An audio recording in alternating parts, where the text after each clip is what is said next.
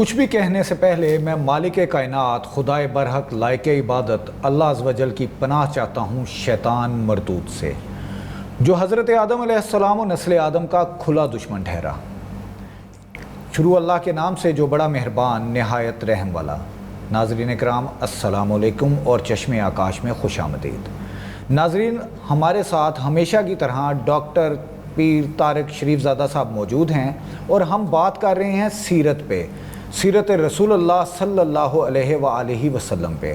آپ نے ملاحظہ فرما چکے ہیں کہ ہم نے بات کی کہ رسول اللہ سب سے پہلے خلق کیے گئے، رسول اللہ کا نور مقدس سب سے پہلے خلق کیا گیا اور سب سے آخر انبیاء میں کیوں آئے۔ ہم دور رسول اللہ سے آنے سے پہلے بات کر چکے ہیں کہ عورت کا مقام کیا تھا اور کس طرح عورت کو ذلیل و خوار کیا جا رہا تھا، اور اس کے بعد ہم نے بات کی رسول اللہ کے خاندان پہ۔ لیکن ناظرین، آج ہم بات کریں گے ڈاکٹر صاحب کے ساتھ کہ رسول اللہ کی پیدائش سے پہلے ان کے والد گرامی کا دنیا سے وصال ہونا اور گھر کے معاملات، گھر کے اخراجات کس طرح چل رہے تھے، خاندان نے کس طرح سپورٹ کیا اور موجودہ حالات میں خاندان کیا کر رہے ہیں۔ ہم ڈاکٹر صاحب سے آج بہت کچھ جانیں گے، اسی لیے آپ ہمارے ساتھ رہیے گا۔ السلام علیکم ڈاکٹر صاحب۔ جی وعلیکم السلام ورحمۃ اللہ۔ ڈاکٹر صاحب، آپ کی تشریف آوری کا ایک دفعہ پھر شکریہ، اور ہم امید کریں گے کہ آپ یہ سیریز ہمارے ساتھ مکمل کروائیں گے انشاءاللہ العزیز۔ ڈاکٹر صاحب، جیسا کہ میں نے پہلے مقدمہ میں ایک سوال رکھا ہے کہ رسول اللہ صلی اللہ علیہ وآلہ وسلم کی ولادت سے پہلے ان کے والد کا وصال ہو جاتا ہے، وہ دنیا سے تشریف لے جاتے ہیں۔ ان کی والدہ کو ان کے گھرانے نے کس طرح سپورٹ کیا اور کس کس فیملی میں کون ممبرز تھے جو سپورٹ کر رہے تھے؟ سیکنڈلی، آج کی عوام کے لیے جب کبھی بھی والد گرامی کی ڈیتھ ہوتی ہے، بچہ پیدا ہوتا ہے، تو وہ کوشش ہوتی ہے کہ وہ واپس اپنے والدین کے گھر چلے جائیں، سسرال میں پھر کوئی جگہ نہیں رہتی۔ حالانکہ سسرال لفظ ٹھیک ہے ایک بنا ہوا ہے، اصل گھر تو وہی ہوتا ہے جو شوہر کا گھر ہے۔ اگر شوہر نہیں رہے تو اب کس طرح ان سے برتاؤ کیا جائے گا، اس بارے میں بسم رب محمد کریم علیہ الصلوۃ والتسلیم۔ سب سے پہلے تو یادآوری کا شکریہ، اور یقیناً اس سیریز کا حصہ ہونا اور آپ جیسے صاحب خیال آدمی کے سوالات سے ایک توجہ حاصل کر کے سرکار دو عالم کی زندگی تک رسائی پانا یقیناً یہ خیر پر مبنی عمل ہے انشاءاللہ۔ اس دعا کے ساتھ کہ اللہ آپ کی اور آپ کے ٹیم کے سارے لوگوں کی، آپ کے چینل کے ذمہ داران مالکان کی توفیقات میں ہر آن اللہ تعالیٰ برکتیں عطا فرمائے، اور ہم اس مختصر سے وقت میں جو سرکار دو عالم صلی اللہ علیہ وسلم کی زندگی کے بارے میں خیر ہم تک پہنچے، اس سے اپنے دلوں کو بھی آباد کر سکیں اور اپنے گھروں اور زندگیوں کو بھی آباد کر سکیں۔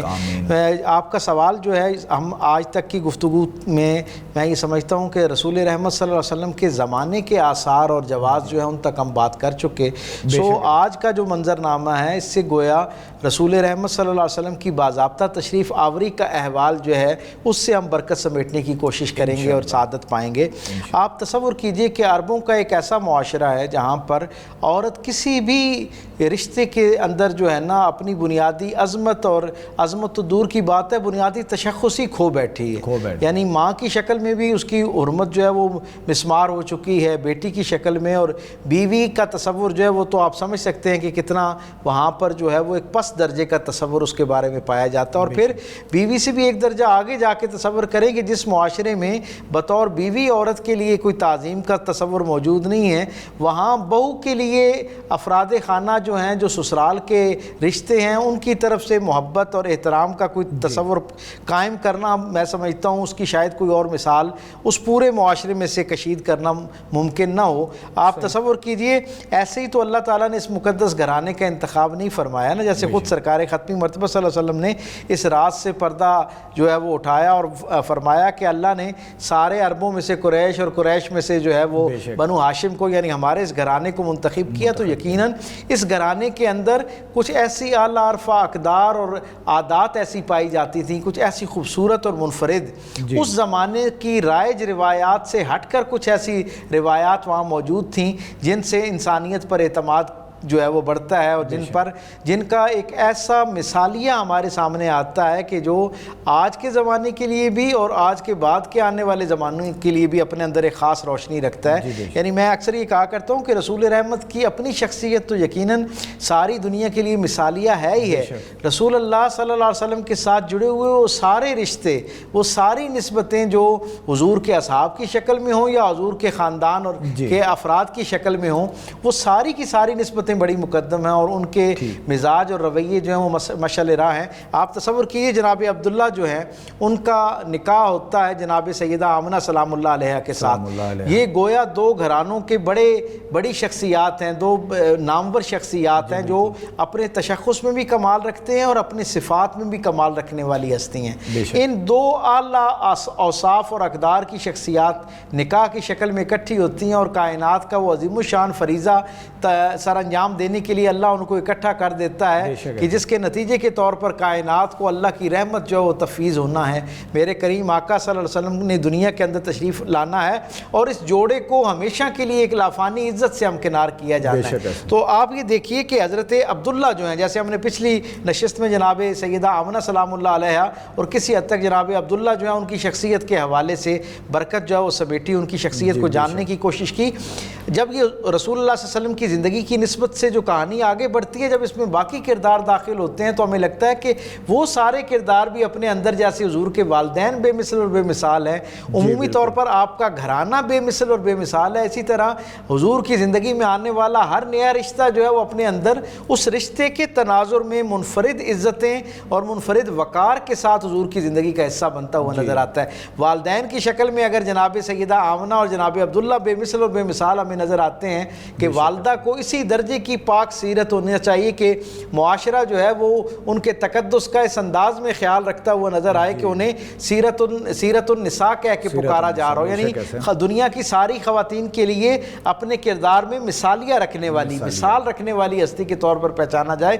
اور جناب عبداللہ کو لوگ قبیلہ بنی ہاشم کے نمائندہ کے طور پر پہچاننا شروع کریں اور ان کے بارے میں یہ تصور قائم ہو کہ جن لوگوں نے جناب عبد المطلب کو اور جناب ہاشم کو دونوں کے ساتھ زمانہ پایا ہو یا ان کی حسرت ہو کہ وہ زمانے اور ان شخصیات کے بارے میں جان سکیں, وہ جناب عبداللہ کے بارے میں جاننا شروع کریں.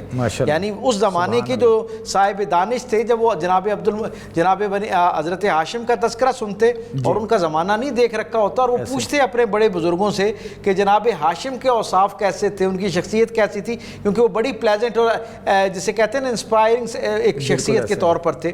تو لوگ جب اپنے بڑوں سے پوچھتے کہ جی جناب ہاشم کی شخصیت کیسی تھی اور جناب عبد المطلب کی شخصیت کیسی ہے, تو ان کے بارے میں کہا جاتا ہے کہ جو جناب عبداللہ کو مل لیتا ہے, جو ان کے ساتھ وقت گزار لیتا ہے, یعنی سرکار کے والد گرامی کے ساتھ, تو گویا وہ ان دونوں شخصیات کے اوصاف اور کمالات سے واقف ہو جاتا ہے. ایسی باکمال شخصیت کو بطور والد انتخاب کیا جاتا ہے. اور پھر عجیب اللہ کا نظام ہے کہ پروردگار عالم سرکار دو عالم کی تشریف آوری سے پہلے جب آپ کا وہ عظیم الشان نور جو ہے وہ آپ کی پیشانی سے, آپ کے جسم عطر سے جو ہے وہ سیدہ آمنہ سلام اللہ علیہ کی وجود بابرکت کے اندر جو ہے وہ روشن ہونا شروع ہوتا ہے. اور تاریخ ہمیں یہ بتاتی ہے کہ اسی زمانے کے اندر جناب عبد المطلب جو ہے وہ اپنا تجارتی قافلہ جو ہے وہ مکے سے روانہ کرتے ہیں, جو مدینہ کے روٹ سے ہوتا ہوا شام اور حجاز کے لیے نکلتا ہے, اور پھر وہ ایک طویل سفر تجارت کی طرف جو ہے وہ ان کا جانا ہوتا ہے. اور کیا عجیب معاملہ ہے کہ وہاں آپ کی طبیعت ناساز ہو جاتی ہے.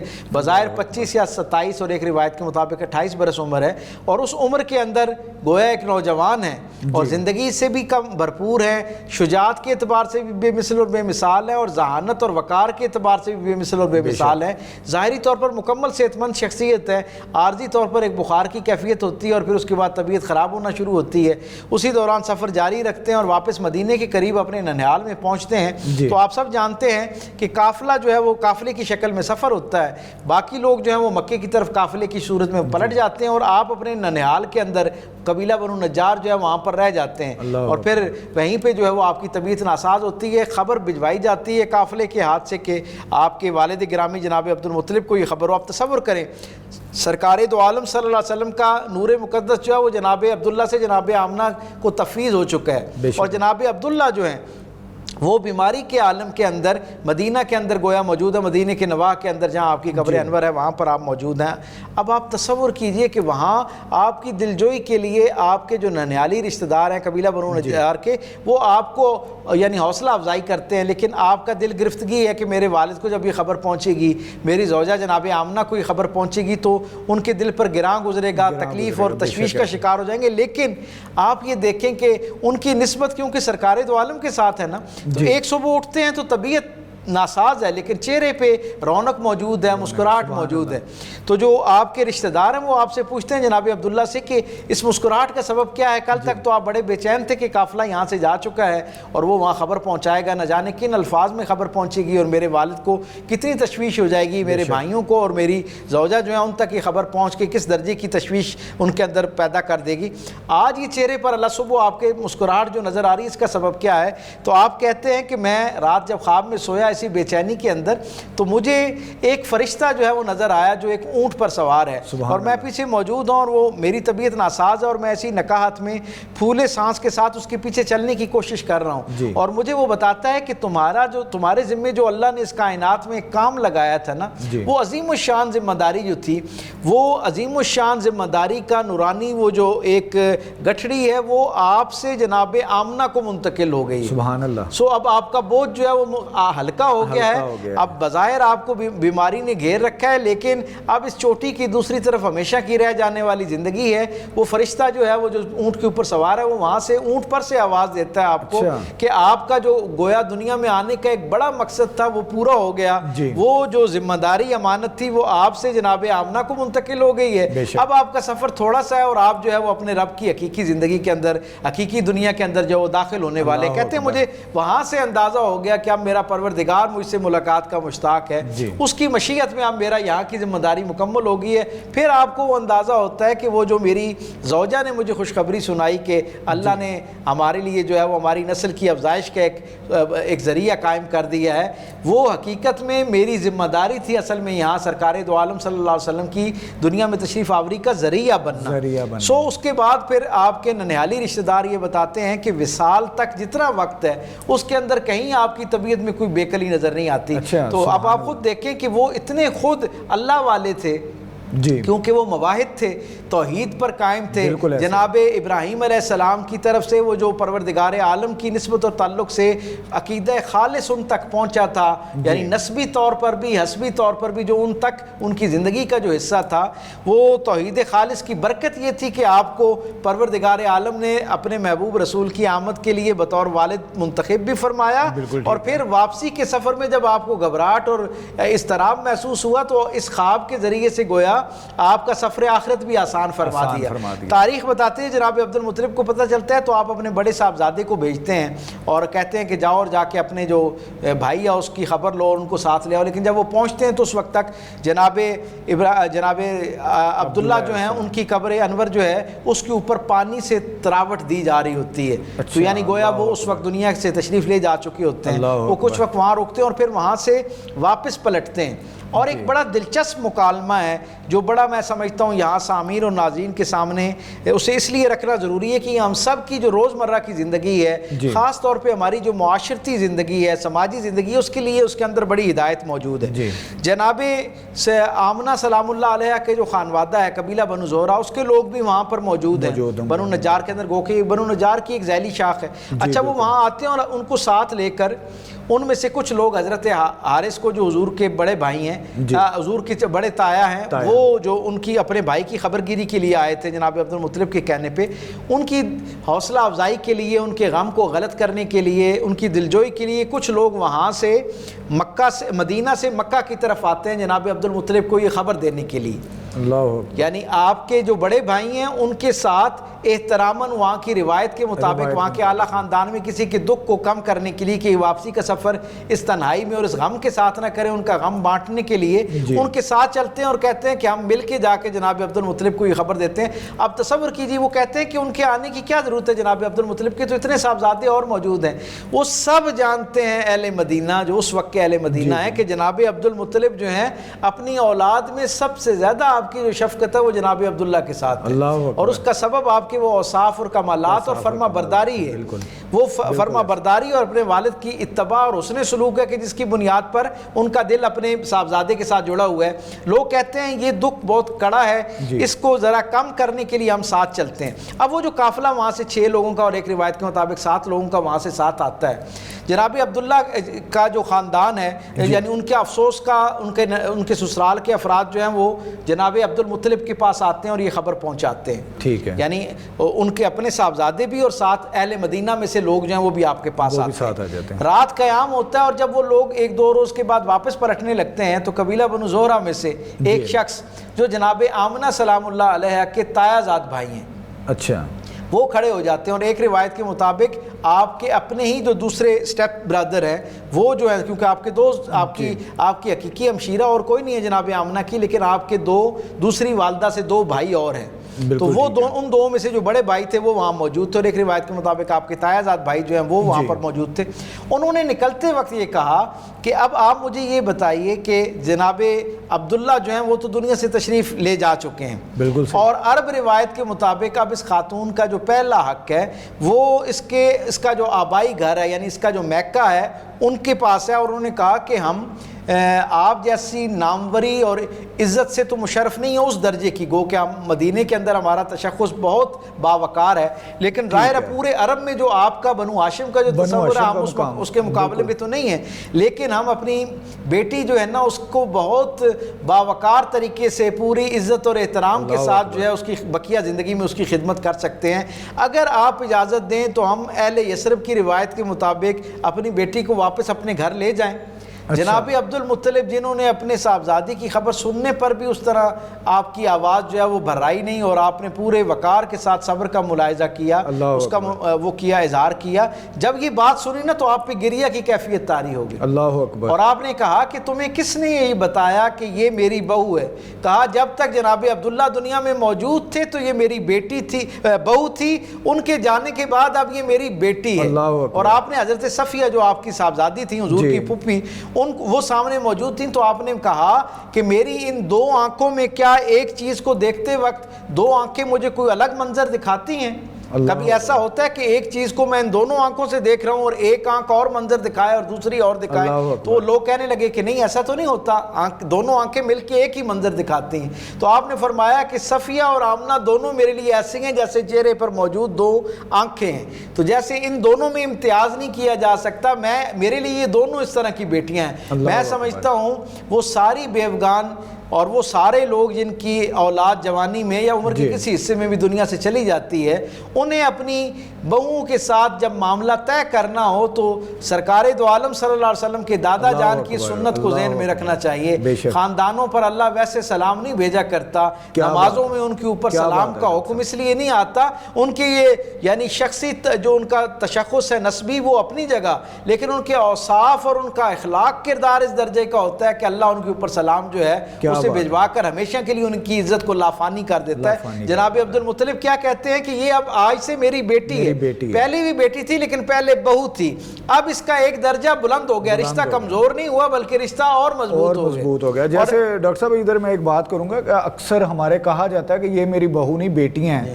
تو کیا ہم یہ منسوب کر سکتے ہیں حضرت عبد المطلب علیہ السلام سے کہ ان کا ہی یہ قول آج تک قائم ہے؟ میں آپ سے عرض کروں نا کہ انہوں نے کہا کہ کس نے کہا کہ اب جناب عبداللہ کے وصال کے بعد جو ہے وہ رشتہ کمزور ہو گیا. آپ نے فرمایا کہ رشتہ تو پہلے سے زیادہ بڑھ کے مضبوط ہو گیا, پہلے یہ بہو تھی اب یہ میری بیٹی, اور حضرت صفیہ کی مثال دی. تاریخ ہمیں بتاتی ہے جناب عبد المطلب کو اپنے ساری اولاد سے بڑی محبت تھی جیسے ہر والد کو ہوتی ہے, لیکن بیٹیوں میں جناب صفیہ جو ہیں ان کے ساتھ آپ کی بڑی والہانہ محبت تھی. سبحان اللہ. تو آپ نے ان کی مثال دی کہ جیسے یہ جیسے سارے میرے گھرانے کو مجھے جاننے والوں کو پتہ ہے کہ یہ مجھے کتنی عزیز ہے, قیمتی چیز کی مثال دی جاتی ہے, اس کی مثال بہترین محبوب ترین بیٹی جو ہے اس کی مثال دی کہ اس بیٹی جیسی اب جناب آمنہ جو ہے, اور پھر تاریخ ہمیں بتاتی ہے. اور آپ یہ دیکھیں کہ جناب عبد المطلب نے یہ بات صرف ایک جذباتی کیفیت کے طور پہ نہیں کہی, وہ آپ دیکھیں کہ اپنے قول میں کیسے کامل لوگ تھے کہ انہوں نے ایک کیفیات اور جذبات میں کہے ہوئے فکرے کی اپنی باقی عمر میں کیسی پاسداری فرمائی. 6 برس کا بظاہر بعد کا زمانہ ہے, اور وہ پورے کا پورا زمانہ جو ہے اس کے اندر ایک لمحہ بھی کہیں کسی سیرت نگار مورخین میں سے کسی نے, حتیٰ کہ گلف ہسٹورین میں جو کرٹکس ہیں جو ناقد ہیں ان میں سے بھی کسی نے جناب عبد المطلب اور جناب سیدہ آمنہ سلام اللہ علیہ کے حوالے سے کوئی کمزور بات جو ہے وہ نقل نہیں کی پوری تاریخ کے اندر. یعنی یہ بھی ایک بڑی دلچسپ بات ہے کہ کسی ایک کو بھی قلم اٹھانے کی، اعتراض کرنے کی جرت نہیں ہوئی، بلکہ اتنا حالانکہ بہترین وہ مثالیہ قائم کیا۔ وہ تو وہ دور چل رہا تھا نا کہ بیوگان کو تو وہ رشتے بھیجے جاتے تھے، آپ یہ دیکھیں نا کہ جناب اور سیدہ آمنہ کا اپنا بھی کردار، یہاں اس کا دوسرا پہلو جو ہے وہ بھی میں سمجھتا ہوں اگر اسے بیان نہ کیا جائے تو مکالمے کا حق ادا نہیں ہوتا۔ فرمائے یہ مکالمہ پورا ہونا چاہیے تاکہ عوام تک آپ دیکھیں کہ اگر جناب عبد المطلب کا کردار اس نوعیت کا ہے نا، گھر کے اندر اگر ایک بیوہ آ گئی ہے، بیٹے کا دکھ اپنی جگہ موجود ہے، لیکن اس دکھ کے غم و اندوہ کی گھڑی کے اندر ہی اپنی اخلاقی ذمہ داری کو کس طرح اعلان کی شکل میں وہ واضح کر رہے ہیں کہ آج سے یہ میری بیٹی، اب اس کی ذمہ داری مجھ پر اور پہلے سے زیادہ بڑھ گئی۔ اور تاریخ نے بڑی عجیب بات ان کے بارے میں لکھی کہ جناب سیدہ آمنہ سلام اللہ علیہ جتنی دیر تک آپ کی حیات ظاہر رہی، آپ کے اس پورے زمانے کے اندر جناب عبد المطلب کی طرف سے ایسی شفقت آپ کو میسر تھی کہ آپ کی صاحبزادیوں میں سے بھی، حتیٰ کہ آپ کے صاحبزادوں میں سے بھی اگر کسی کوئی بات منوانا ہوتی نا تو جناب عبد المطلب کا اتنا روب تھا کہ پورے اہل حرم میں سے کوئی ان کے سامنے آنکھوں میں آنکھیں چار کر کے ان سے سوال نہیں کر سکتا تھا، بات نہیں کر سکتا تھا۔ اللہ نے ان کو اتنا روبدار بنایا تھا۔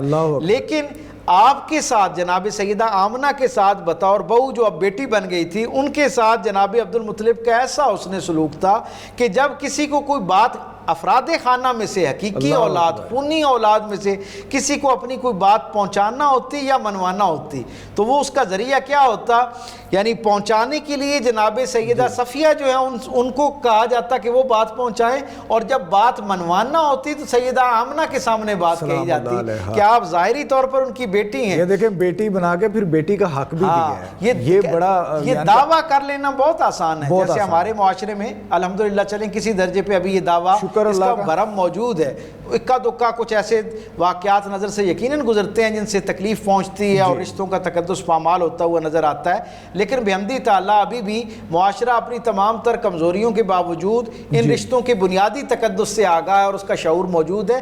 میں یہ سمجھتا ہوں کہ جب حضرت عبد المطلب کی زندگی کے اس مرحلے پر، یعنی حضور کی زندگی کی برکت سے یہ بات ہم تک پہنچی نا، میں کہتا ہوں یہ احسان اور یہ جو منظر نامہ ہے نا، یہ بھی حضور کی سیرت کی برکت ہے۔ اگر حضور بہت پیاری یہ دلائل دیے ہیں اور انشاءاللہ اس سے فائدہ ہوگا ہمارے عوام کو بھی، کیونکہ سب رسول اللہ کے ماننے والے ہیں۔ آپ یہ دیکھیں نا، یہ میں اس لیے کہتا ہوں کہ یہ بھی حضور کی برکت سے یہ خیر ہم تک پہنچا کہ اگر یہ جناب رسالت مآب صلی اللہ علیہ وسلم کے دادا اور آپ کی والدہ کا یہ احوال نہ ہوتا تو شاید تاریخ میں یہ گمنامی کی نظر ہو جاتا، ایک اچھے انسان کے طور پر ان سے منسوب یہ خیر رہتا، لیکن یہ چند برسوں میں، چند دہائیوں میں، چند صدیوں میں یہ ختم ہو جاتا۔ سرکار ختمی مرتبت کے ذکر کا یہ فیض ہے کہ حضور، میں اس انداز میں دیکھتا ہوں کہ میرے کریم آقا کو اللہ نے کیسا رحمت کا استعارہ بنایا ہے۔ حضور دنیا میں ابھی تشریف نہیں لائے اور ہم حضور کی زندگی کو جاننا شروع کرتے ہیں تو اس طرح کا خیر ہماری زندگیوں میں داخل ہونا شروع ہو جاتا ہے مثالوں کی شکل میں۔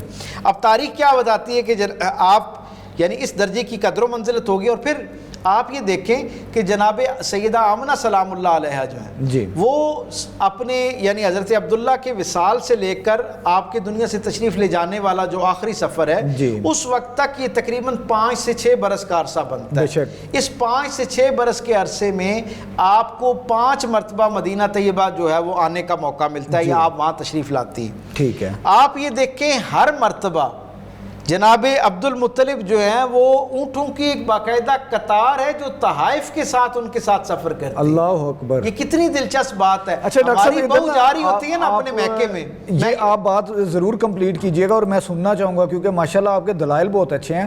ساتھ ساتھ میں یہ چاہ رہا ہوں کہ ہمیں یہ بھی بتائیں جو آج تک ہم نے سنا کہ یہ تو غریب خاندان تھا۔ کیا اچھا سوال، اتنی قطاریں آپ بھیج رہے ہیں، آپ بتا رہے ہیں کیونکہ آپ نے سیرت کی کتابوں سے لی ہیں، اور یہ ساتھ غربت سے بھی آج ایک غلطی جو چل رہی ہے اس کو بھی کلیئر کیجئے گا۔ یہ آپ پورا کنٹینیو کریں اور ساتھ میرا سوال لے لیں۔ کیا آپ نے اچھا سوال اور کیا خوبصورت سمت میں ہماری رہنمائی کی سوال کی شکل میں۔ میں یہ سمجھتا ہوں کہ امت میں جو رسول اللہ صلی اللہ علیہ وسلم کی سیرت کی نسبت سے چند بڑے مغالطے، غلط فہمیاں ہم تک پہنچی ہیں، ان میں سے ایک رسول اللہ صلی اللہ علیہ وسلم کے معاش کا جو نظام ہے، حضور کے گھرانے کے معاش کا جو نظام ہے، اس سارے کے بارے میں جو ایک غلط فہمی عمومی طور پر پیدا ہو گئی، وہ بھی اس پر بھی ہم بات کرتے ہیں۔ پہلے میں اس کو مکمل کر دوں کہ آج ہمارے معاشرے میں جب ایک بہو اپنے شوہر کی زندگی کے اندر بھی اپنے میکے واپس جانا چاہ رہی ہوتی ہے نا تو سب سے پہلے شوہر رکاوٹ کے طور پہ کھڑا ہو جاتا ہے. ایسا ہی ہے, نہ جانے کیوں آج بھی ہے. نفسیاتی طور پر کچھ ہماری جو بیٹیاں ہیں ان کی بھی غلطی ہے, میں سمجھتا ہوں. اگر ان کی دل آزاری نہ ہو تو میں بڑے ادب سے یہ کہوں کہ ان کے یہاں سے بھی کچھ اپنے گھر کی حال احوال اس انداز میں اپنے میکے میں جا کے بیان کیا جاتا ہے, یعنی اپنے شوہر کے گھر کا حال احوال اس انداز میں, ناقدانہ انداز میں, تنقید اور حقارت کے پہلو سے خامیوں پر مبنی بیان کیا جاتا ہے.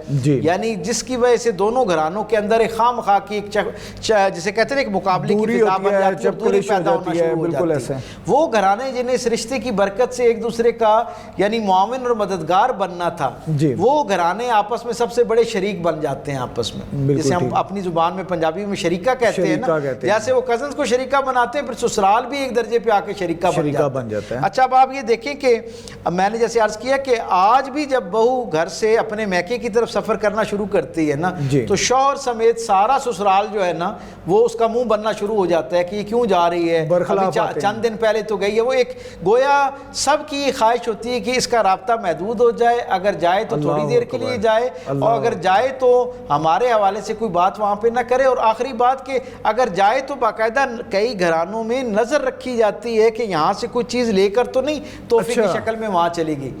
آپ دیکھیں ساس بہو کی لڑائیوں میں جب اختلافات ہوتے ہیں, اور لوگ ذاتی طور پہ میں اپنی زندگی سے بھی یہ جانتا ہوں کہ جب ہمیں بیچ میں لوگ ڈالتے ہیں کہ جی ان کا راضی نامہ کروا دیں, تو آپ کو حیرت ہوگی کہ کئی دفعہ یعنی اس جھگڑے میں ایک بہت کلیدی کردار سسرال سے میکے کی طرف خاتون کا جانا, اور اس دوران ساس کا, سسر کا, نندوں کا ان کی طرف سے یہ شک کرنا کہ یہاں سے نہ جانے کتنا کچھ سمیٹ کے اپنے میکے کی طرف منتقل کر دیا ہے. اس پر ایک بدگمانی کی پوری عمارت تعمیر ہو جاتی ہے, اور پھر گھرانے جو ٹوٹنا شروع ہو جاتے ہیں. یہاں کیا معاملہ ہے, یہاں بہو نہیں ہے, ایک بیوہ بہو ہے. بیوہ بہو عربوں کے ہاں تو عالم یہ ہے کہ 6 مہینے نہیں گزرتے تھے, یعنی عربوں کی تاریخ میں یہ تھا کہ کوئی خاتون اگر اس کے اندر صاحب اولاد ہونے کے امکان موجود ہیں, یعنی عمر کے اس حصے میں نہیں چلے گی کہ جہاں اولاد سے وہ اس کی امید ختم ہو جائے. ٹھیک ہے, اگر اس سے کم عمر کی کوئی خاتون ہے تو 6 مہینے کے اندر اندر ہو ہی نہیں سکتا کہ اس کے لیے 2-4 رشتے نہ آ جائے.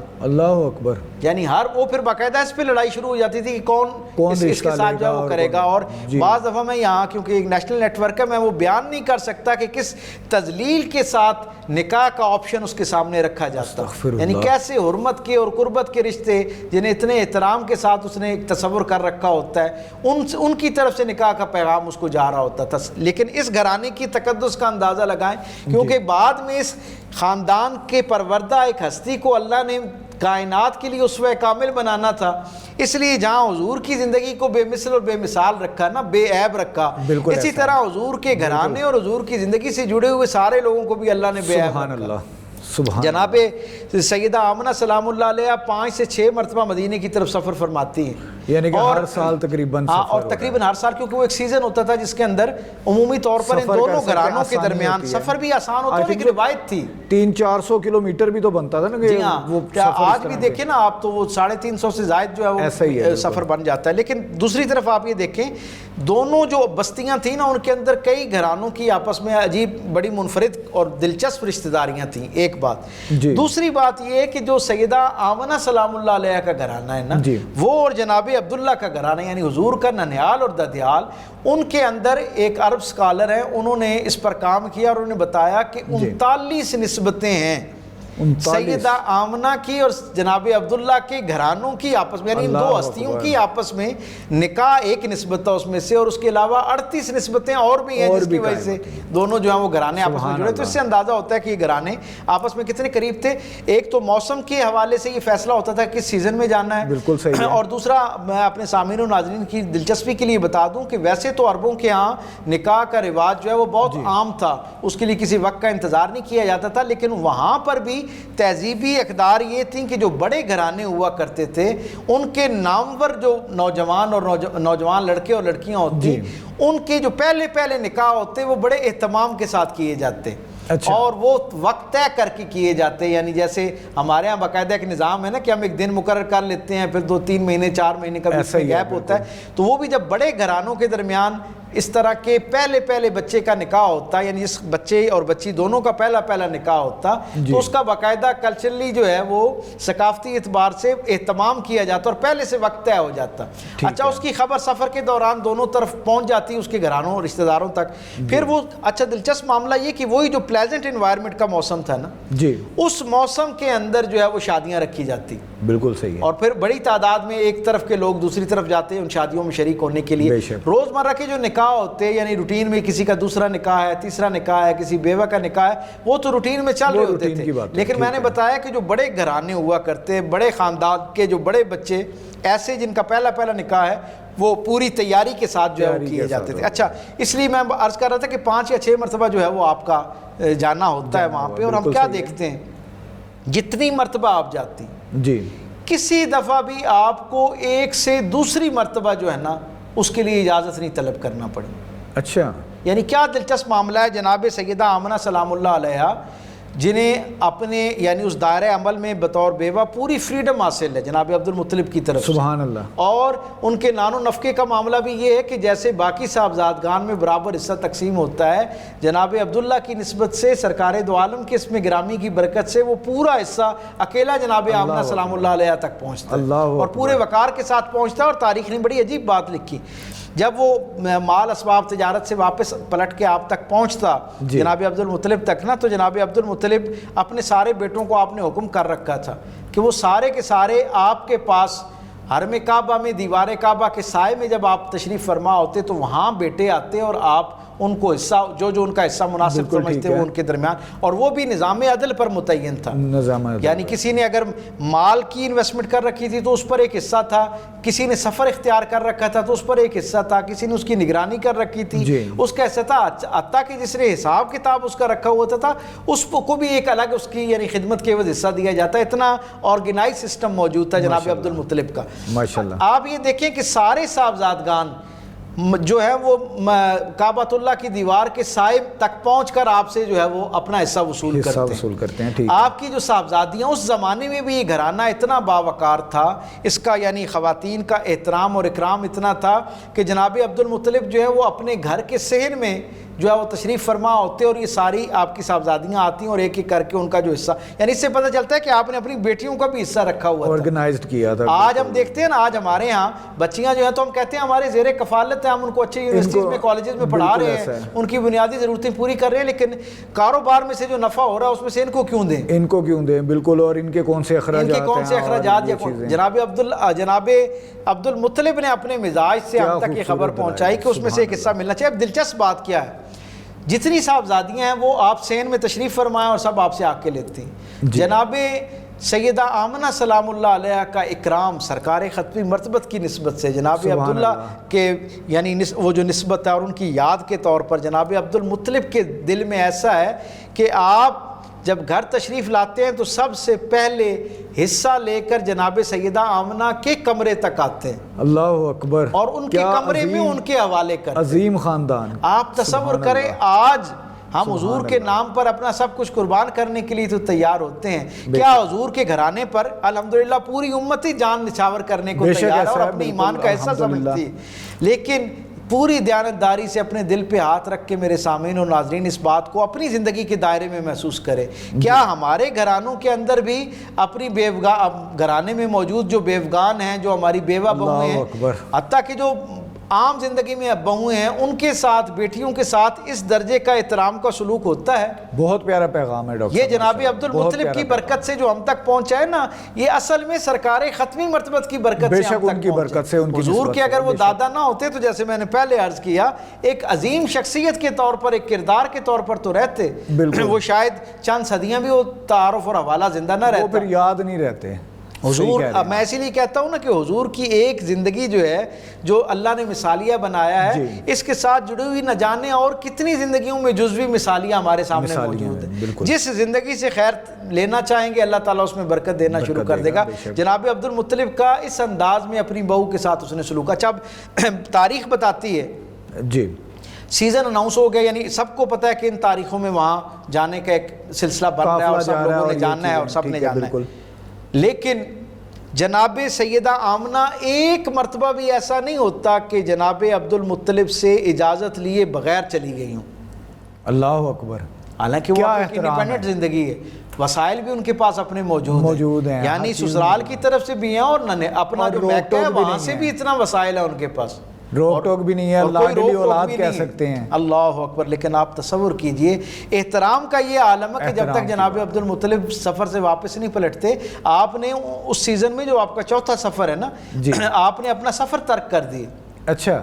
آپ اس قافلے کے ساتھ جو مکے سے عمومی طور پہ لوگ جا رہے تھے ان کے ساتھ آپ نے سفر نہیں اختیار کیا. آپ نے کہا جناب عبد المطلب تشریف لائیں گے, ان سے اجازت ملے گی تو پھر میں جاؤں. اکبر. یعنی کہ وہ گھر میں نہیں ہے, یہ ہو سکتا ہے کہ اپنے بھائی کو کسی کو بتاتے, اپنے دیور کو بتاتے جیٹ کو کہ میں جا رہی ہوں, پیغام دے دیجیے گا, لیکن وہ نہیں گئیں. وہ نہیں گئیں. کیا وہاں پہ جو ہے نا وہ رکنا چاہیے. آج کی ساری بہوؤں کے لیے اس کے اندر ایک پیغام موجود ہے. بے شک. لیکن اس کے ساتھ ہی اس کا دوسرا منظرنامہ جو ہے وہ بھی حافظے کا حصہ رہنا چاہیے اور توجہ میں رہنا چاہیے. جتنی مرتبہ 5 یا 6 مرتبہ آپ کا سفر ہے اور 5 یا 6 مرتبہ ہی آپ نے جناب عبد المطلب کے سامنے جب جانے کے لیے اجازت طلب کی ہے. تاریخ یہ بتاتی ہے کہ ایک مرتبہ بھی جناب عبد المطلب نے یہ نہیں کہا کہ میں اس پر کل بتاؤں گا, پرسوں سوچ کے بتاؤں گا, ایک ہفتے بعد بتاؤں گا. اسی مجلس میں مسکراتے چہرے کے ساتھ, خوش دلی کے ساتھ جو ہے وہ کہا کہ ٹھیک ہے آپ سفر اختیار کریں. اللہ اکبر.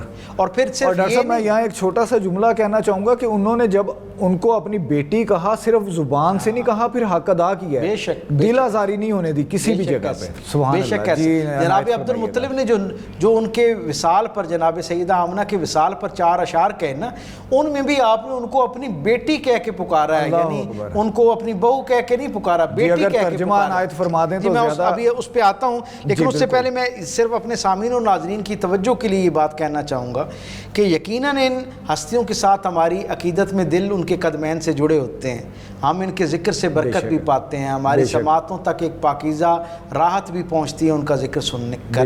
لیکن اصل میں یہ تذکرہ ہم سے یہ تقاضا کرتا ہے کہ ہم بھی اپنے رشتوں کے ساتھ اسی محبت برے اور اخلاص پر موجود جو عملی تقاضے ہیں نا, صرف زبان سے نہیں, لپ سروس نہیں, عملی جو اس کے تقاضے ہو سکتے ہیں ان کو پورا کرتے ہوئے نظر آئے. آپ دیکھیں جناب عبد المطلب نہ صرف خوش دلی کے ساتھ, مسکراتے چہرے کے ساتھ اجازت مرمت فرماتے ہیں, بلکہ اس سے ایک درجہ آگے جاتے ہوئے ان کے لیے اسباب اکٹھے کرنا شروع کر دیتے ہیں کہ جب آپ نے جاننا ہے تو آپ کا زاد راہ کیا ہوگا.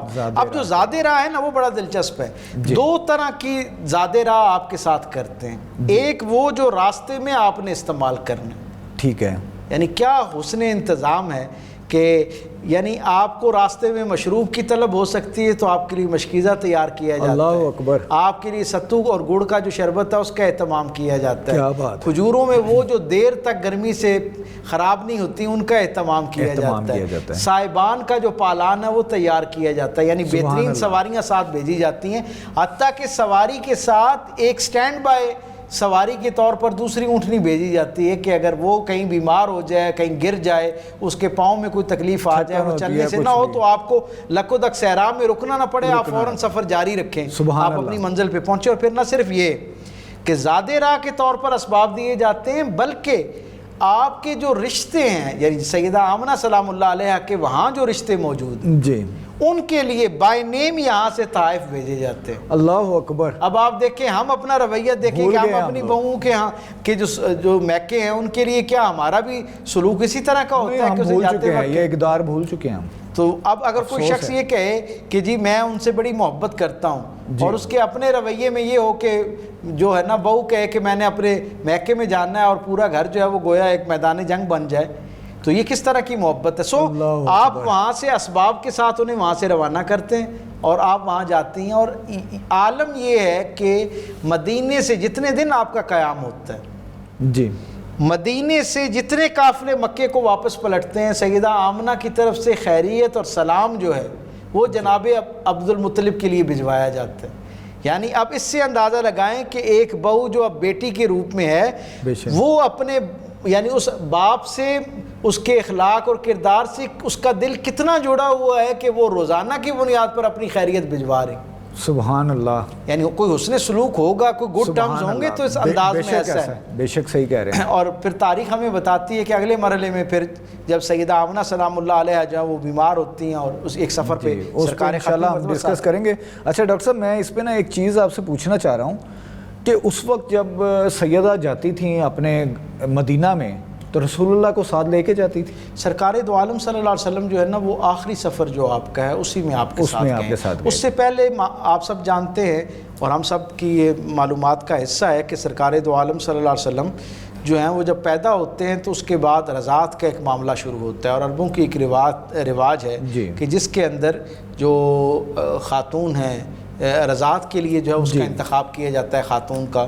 اور عمومی طور پر جو بڑے اور باوسائل گھرانے ہوتے ہیں, میں دوبارہ ذرا اس کی اہمیت کو اجاگر کرنے کے لیے دہرا رہا ہوں کہ بڑے نامور اور باوسائل گھرانے جن کا فائنینشیل سٹیٹس بہتر ہوتا تھا, جو گویا افورڈ کر سکتے تھے, جو غربت کی زندگی نہیں جو غربت کی زندگی نہیں گزار بلکہ متوسط طبقے کے لوگ بھی نہیں, جو باوسائل لوگ ہوتے تھے, سردار قبائل جو تھے ان کے ہاں, اور ان کے بھی سرداروں کی بیٹے جو ہوتے تھے ان کے لیے یہ اہتمام کیا جاتا کہ جیسے آج ہم کچھ بڑے اداروں کے اندر اپنے بچوں کو بھیج دیتے ہیں نا بورڈنگ میں, جی بالکل کہ بہتر مستقبل کے لیے, گویا یہ اس زمانے کا ایک بورڈنگ کا سسٹم تھا. اچھا. اور اس لیے ان بچوں کو ابتدائی عمر میں جو ہے ان کی طرف بھیج دیا جاتا تھا. تو پہلا جو مثالیہ ہے جو ہم تک پہنچتا ہے سرکار دو عالم کے معاشی حالات, آپ کے گھرانے کے معاشی حالات کے حساب سے, اس کی پہلی سبیل تو ہم نے پچھلی نشست میں بیان کی تھی کہ اس گھرانے کا حال یہ تھا کہ لکودک ریموٹ ایریا صحرا ہے, اس کے اندر ایک گھرانہ موجود ہے جی, اور اس کے وسائل کا عالم یہ ہے کہ اس زمانے کی تینوں بڑی ریاستوں کے سربراہان کے ساتھ براہ راست تعلقات ہیں. اور خالی تعلقات نہیں ہے, تحائف کا مستقل تبادلہ معمول کا حصہ ہے. بے شک آپ تفصیلی بتایا ہمیں یہ. آپ ذرا ایک لمحے کے لیے سوچئے کہ آج کے زمانے میں بھی کوئی شخص جو ہے بادشاہوں کے ساتھ تعلق قائم رکھتا ہو تو اس کے لیے کتنے وسائل درکار ہوتے ہیں اس پی آر کو مینٹین کرنے کے لیے. وہ بھی اس لیول پہ ہوگا, اس لیول پہ ہوگا تو تب جو ہے نا وہ معاملہ ہوگا. آپ تصور کریں کہ اس زمانے میں ایک گھوڑے کے پسند آ جانے پر اس کی ذیلی اقسام کے 12 گھوڑے اگر کوئی ایک حکمران کو تحفے کے طور پر بھیج رہا ہے, جن کی تعداد جو ہے, جن کی جو قیمت ہے وہ آج اگر نکالی جائے, کیلکولیٹ کی جائے تو شاید کروڑوں میں جا کے بنتی ہے, وہ صرف تحفے کے طور پر بھیجی جا رہی ہیں. تو آپ اندازہ لگائیں کہ اس گھرانے کے اپنے وسائل کا عالم کیا ہوگا. ایک بات, اور جناب ہاشم کی یعنی اثر و نفوذ کا عالم یہ ہے, یعنی وسائل کی ایک مثال جو تاریخ سے صحیح سند کے ساتھ ہم تک پہنچتی ہے وہ یہ ہے کہ آپ کا اپنا اس میں ذاتی جو ہے وہ تو ہاشم ہے ہی نہیں ہے. عربوں کے ہاں ہاشم جو ہے نا وہ گوشت کے شوربے کے اندر روٹی کو بھگو کر اس کا جو ایک خاص سالن بنتا ہے وہ پیش کرنے والا, وہ کھلانے والا, اس کو ہاشم کہا جاتا ہے. اور یہ آپ کا نام کیوں پڑتا ہے کہ جب مکے اور اس کے گرد و نواح میں قحط ہو جاتا ہے جی, تو آپ دیکھتے ہیں آپ کو روزانہ کی بنیاد پر لوگ آ کے خبر دیتے ہیں کہ جی لوگ فاقہ کشی کا شکار ہیں اور لوگوں کی جانیں جا رہی ہیں. تو آپ کیا کرتے ہیں, آپ ذرا اس سے اندازہ لگائیں کہ اس گھرانے کی مالی حیثیت کیا ہے. یہ جو آج ہمیں نہ جانے کہاں سے سمت میں یہ تصور پیدا ہو گیا کہ سرکار دو عالم صلی اللہ علیہ وسلم بڑے خدا نخواستہ غریب گھرانے کے اندر جو تشریف فرما ہوئے. آپ اندازہ لگائیں کہ حضور کے پردادا کی بات میں کر رہا ہوں, یہ کوئی بہت زیادہ 10 پشتیں اوپر کی بات نہیں ہو رہی. حضور کے پردادا جناب ہاشم کا عالم یہ کہ قحط کی خبر آتی ہے تو آپ اپنے جو خدمتگار ہیں ان کو اکٹھا کرتے ہیں اور انہیں کہتے ہیں کہ اللہ کے رستے میں اللہ کی مخلوق کو کھلانے کا وقت آ گیا ہے. اللہ اکبر. اس فکرے میں کتنی ساری خیر کے خزانے پوشیدہ ہیں. یعنی آپ نے کہا اللہ کی مخلوق اللہ کو کھلانے کے لیے, اللہ کے رستے میں خرچ کرنے کا, کوئی غرور تکبر کچھ بھی نہیں ہے. اور پھر اس میں اللہ کے ساتھ وہ جو توحید کا ایک تصور اور ایک تعلق ہے وہ بھی اس سے ثابت ہوتا ہے. ظاہری بات ہے وہ مضبوط کہ آپ کے اندر توحید کا تصور کیسا قائم ہے کہ آپ لفظ الہ جو ہے وہ استعمال کر رہے ہیں, یعنی اللہ کا لفظ استعمال کر رہے ہیں پروردگار عالم کے لیے, جو عربوں کے ہاں اس زمانے میں بھی کسی بت کے لیے استعمال نہیں ہوتا تھا. اس سے مراد دین حنیف پر قائم لوگ اس کو استعمال کیا کرتے تھے, اس لفظ کو پروردگار عالم کے لیے, کیونکہ حضرت ابراہیم علیہ السلام یہ بھی کانسیپٹ کلیئر ہوتا ہے کہ یہ اللہ کے ماننے والے جی, یہ مواحد تھے, خالصتاً توحید والے لوگ تھے. خود قرآن حکیم کی نسبت سے متعدد ایسے احوال ہیں جن سے ہم تک یہ بات پہنچتی ہے. اور حضور نے خود فرمایا کہ اللہ نے مجھے پاک صلبوں سے پاک رحموں میں منتقل کر کے دنیا میں بھیجا.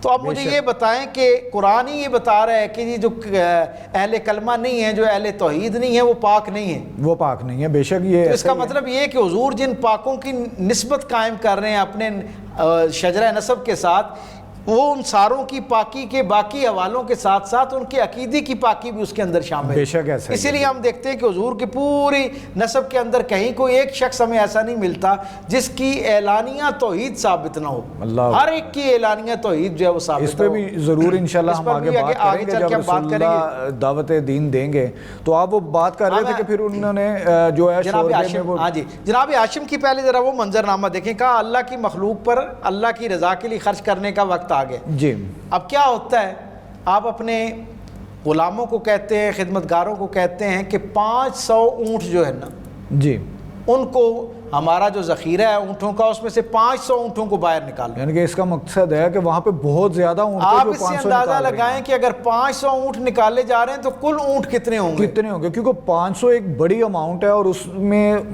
اندازہ بھی لگائیں تو ہزاروں میں اونٹ کھڑے ہوں گے۔ ڈاکٹر طاہا یاسین اسماعیل نے لکھا کہ مکہ بڑا یعنی اونٹوں کے معاملے میں زرخیز تھا، زرخیز سے مراد کے بہت اونٹ تھے، اس کے باوجود وہ کہتے ہیں کہ اوسطاً ہر 10 گھروں میں ایک اونٹ موجود تھا۔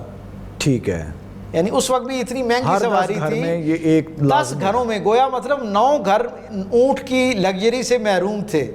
صحیح ہے، ان کے پاس 10ویں گھر میں ایک اونٹ تھا۔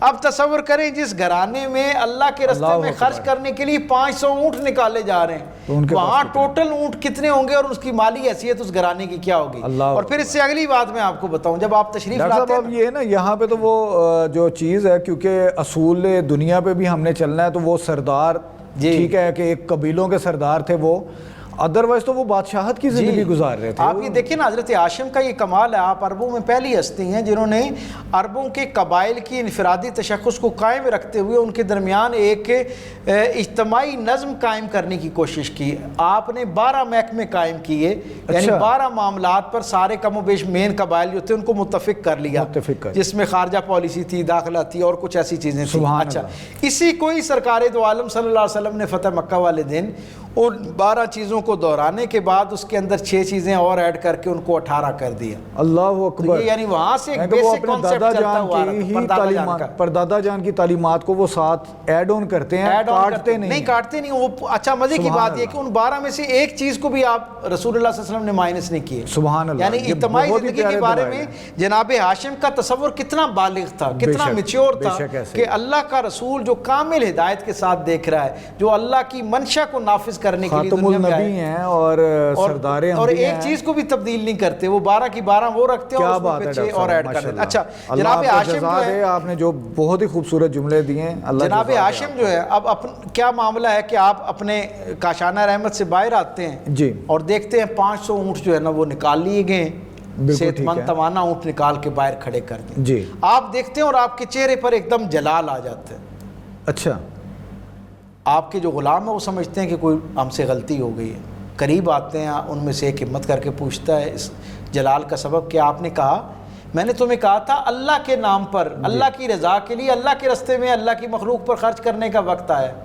اللہ کے راستے میں بہترین چیز قربان کی جاتی ہے، عام اونٹ نہیں قربان کرنے، وہ جو سرخ یمنی اونٹ ہے نا، سبحان اللہ، وہ جو سرخ یمنی اونٹ ہے وہ 500 نکال کے لاؤ تاکہ انہیں قربان کیا جائے۔ اس کا مطلب ہے کہ ان کی بھی تعداد بہت زیادہ تھی۔ آپ اس سے اندازہ لگائیں کہ مہنگے ترین اونٹ تھے اس دور۔ آپ یہ دیکھیں کہ 28 اونٹوں پر ایک اونٹ کا سودا ہوا کرتا تھا عربوں کے۔ اللہ اکبر! 28 عام صحت مند اونٹ دیے جاتے تھے اور ایک سرخ یمنی اونٹ آیا کرتا تھا۔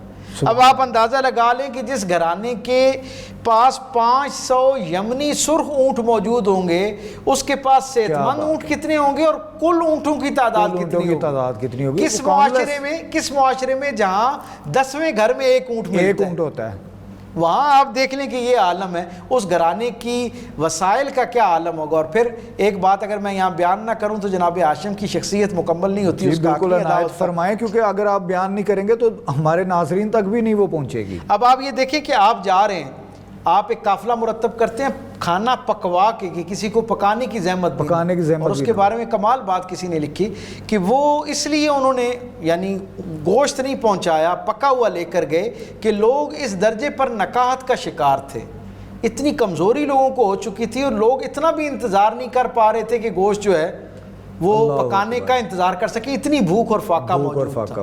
اور آپ کو یہ خیال تھا کہ کہیں لوگ بھوک سے تنگ آ کر کچا گوشت نہ کھانا شروع کر دیں، اس لیے آپ پکا کر لے کر جا رہے ہیں۔ اور عالم کیا ہے، آپ جس بستی کے پاس پہنچتے ہیں سفرہ لگتا ہے اور لوگ بیٹھ جاتے ہیں، آپ سب جانتے ہیں کہ آپ سردار بتا ہیں، مکے کے سردار ہیں، اور سب کے نگاہ میں بڑی تعظیم ہے آپ کی، اور پھر کھانا لے کر آئے ہیں تو اور تعظیم بڑھ جاتی۔ اب ہر سفرے کی یہ خواہش ہے، عرب خود مہمان نواز ہیں، کھانا نہیں پیش کر سکتے تو وہ کہتے ہیں کم از کم ہمارے ساتھ بیٹھ کے کھانا تو کھا لیں، ہماری عزت بڑھ جائے گی کہ سردار بتا ہمارے ساتھ بیٹھ کے کھانا کھا رہے ہیں۔ اللہ اکبر، ایسے اس گھرانے کا انتخاب نہیں ہوتا، اور حضور نے ایسے ہی جناب ہاشم کے ساتھ اپنی نسبت پر فخر نہیں محسوس کیا۔ آپ تصور کریں آپ کیا کہتے ہیں جب سارے لوگ بیٹھ جاتے ہیں نا، اور بار بار اصرار ہوتا ہے ہر سفرے سے کہ ہمارے ساتھ برکت جو ہے نا ہمیں عطا کریں، ہمارے سفرے پر آپ تشریف فرماؤ، ہمارے ساتھ سفرے سے مراد دسترخوان، ہمارے ساتھ دسترخوان پر بیٹھ جائیں، تو آپ کیا کہتے ہیں اس بستی کے اندر یتیم بچے کون سے؟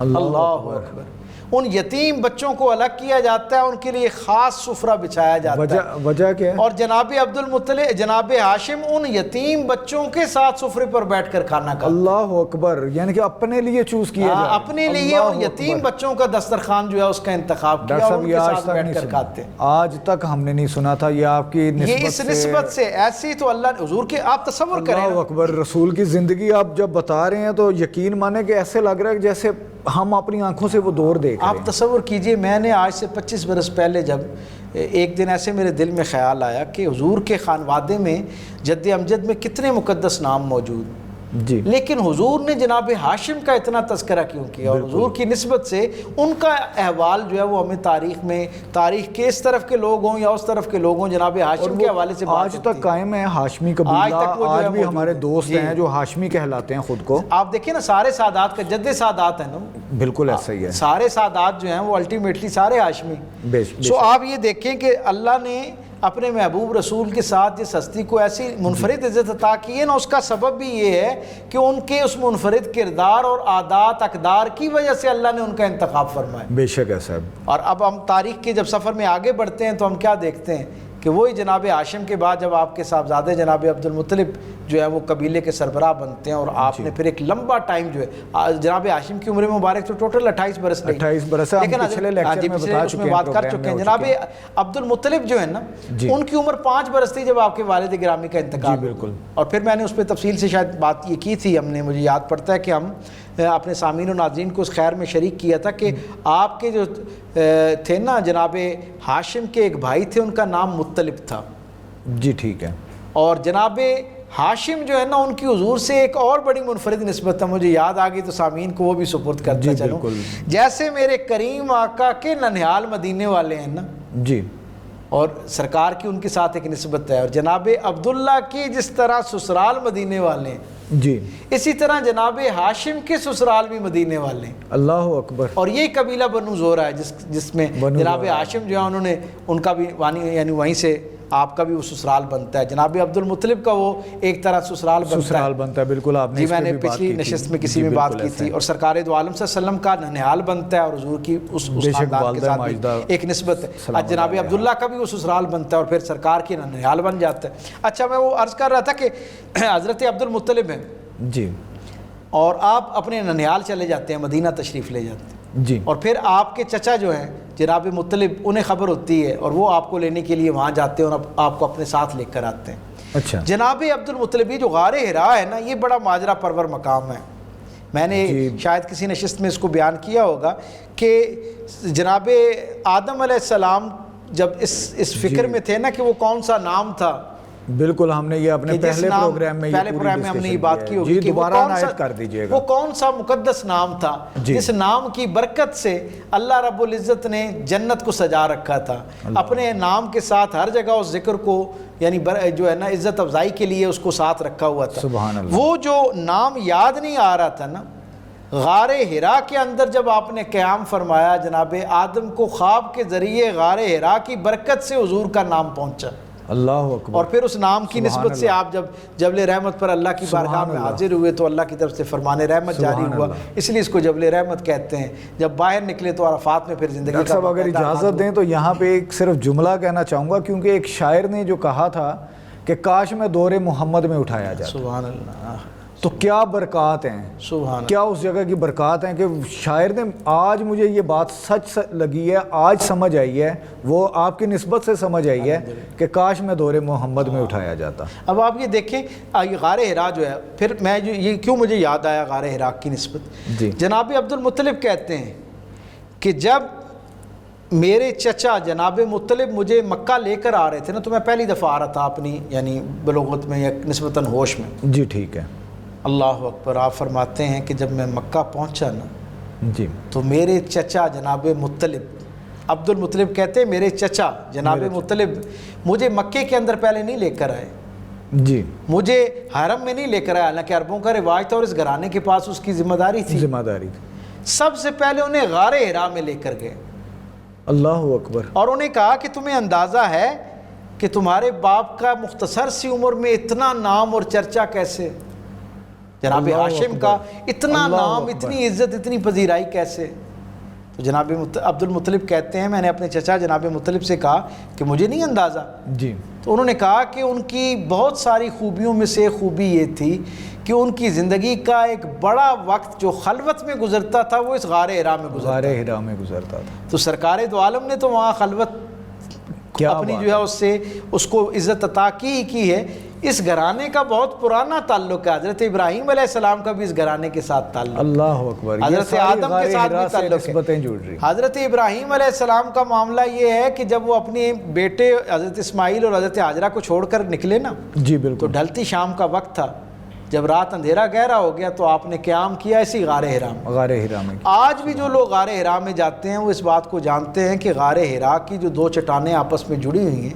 جی. اب تو خیر بیچ میں کچھ عمارتیں آ گئیں, لیکن مجھے یعنی کئی سالوں تک یہ برکت حاصل رہی کہ جب غار حرا میں ہم پہنچتے تو ہم اس کے اندر ان دو جو وہ ہیں چٹانوں کے جڑنے پر ایک ہالو سا رہ جاتا ہے, ایک سوراخ سا رہ جاتا ہے, صحیح, جس سے بہت ٹھنڈی اور مشکبار ہوا آتی تھی. جب آپ اس میں سے کھڑے ہو کے دیکھتے ہیں نا, تو ایک دلچسپ معاملہ یہ ہے کہ آپ کو جو حرم مکہ ہے نا وہ پورے کا پورا نظر آتا ہے. اللہ اکبر. کعبۃ اللہ بھی وہاں سے نظر آتا ہے غار حرا سے. سبحان اللہ. اب کچھ بلڈنگز بیچ میں آ گئی ہیں تو تھوڑا دائیں بائیں ہونا پڑتا ہے, لیکن مجھ سمیت لاکھوں نہیں, بلا مبالغہ کروڑوں نہیں, اربوں لوگ اس بات کے گواہ ہیں بے شک کہ اس سوراخ سے جو ہے نا وہ براہ راست وہاں سے نظر آتا ہے. بالکل دیکھا ہوگا. تو حضرت ابراہیم خلیل اللہ جو ہے نا, انہوں نے جب رات وہاں شب بسری کی, کیونکہ دل میں اللہ کا حکم تو تھا اس لیے آپ وہاں سے سفر آپ نے اختیار کیا, لیکن دل میں بیوی اور بچے کا خیال بھی بار بار آ رہا تھا. جب رات گزر گئی نا تو اضطراب بڑھ گیا. جی. کہ نہ جانے رات ان کی پہلی رات انہوں نے اکیلے ویرانے میں گزاری ہے, کیسی گزاری ہوگی. تو جب روشنی وہاں سے پڑی نا تو آپ نے اس روشنی میں سے دیکھنا شروع کیا, تو آپ کو جناب اسماعیل علیہ السلام اور جناب حاجرہ وہاں مطمئن نظر آئے دور سے. اللہ اکبر. وہاں آپ کے دل پر اللہ نے سکینت نازل فرمائی, برکات ہیں اس جگہ پہ. سبحان اللہ. سکینت نازل فرمائی کہ جو رب اس رات ان کو بے یار و مددگار نہیں چھوڑ رہا, ان کو اپنی امان عطا کر رہا ہے, ان کی حفاظت کا اہتمام اس نے کر دی ہے. اور گویا بظاہر دو فرد ہیں, ایک بیٹا اور ایک زوجہ, اور بیٹا بھی چھوٹا سا, بہت چھوٹا سا, اور اس عالم کے اندر وہ یعنی مطمئن لگ رہے ہیں, ان میں کوئی اس طرح کی نکات, بے چینی, خوف نظر نہیں آ رہا. وہاں سے جناب ابراہیم علیہ السلام نے اسی غار حرا سے یہ برکت پائی, اور پھر آپ نے پلٹ کے واپس نہیں دیکھا, پھر آپ نے اللہ کے حکم کو مکمل کیا اور آپ وہاں سے چلے گئے. تو اس گھرانے کے ساتھ غار حرا کی یہ نسبت بھی ہے.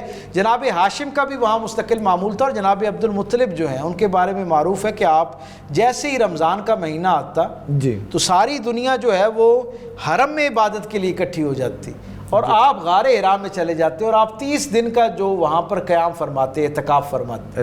اور سرکار دو عالم بھی لگ بھگ 3.25 سال تک کا تو صحیح صحت کے ساتھ احوال ملتا ہے, جس میں تواتر سے حضور جو ہے وہ غار حرا جاتے رہے. اور لگ بھگ 14 اور ایک روایت کے مطابق 18 مہینے ایسے ہیں جن میں حضور صرف مکہ زیادہ راہ لینے کے لیے آتے, یعنی اپنے کھانے پینے کی اشیاء لینے کے لیے آتے, اور پھر دوبارہ واپس چلے جاتے. اتنی رغبت حضور کی اس کے ساتھ رہی.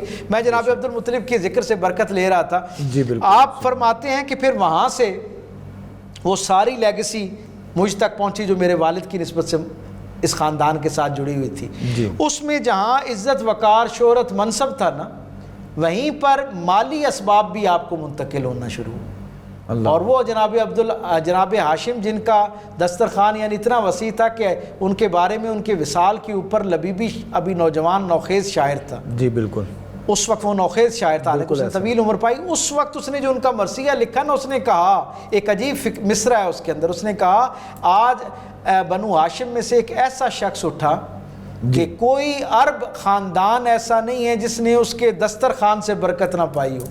اللہ اکبر. یعنی جس کا دسترخوان اتنا وسیع تھا کہ کوئی خاندان بڑے سے بڑا جو ہے جی نامور سے نامور، با وسائل سے با وسائل ایسا نہیں ہے جس نے اس کے دسترخوان سے برکت نہ پائی. کیا بات ہے.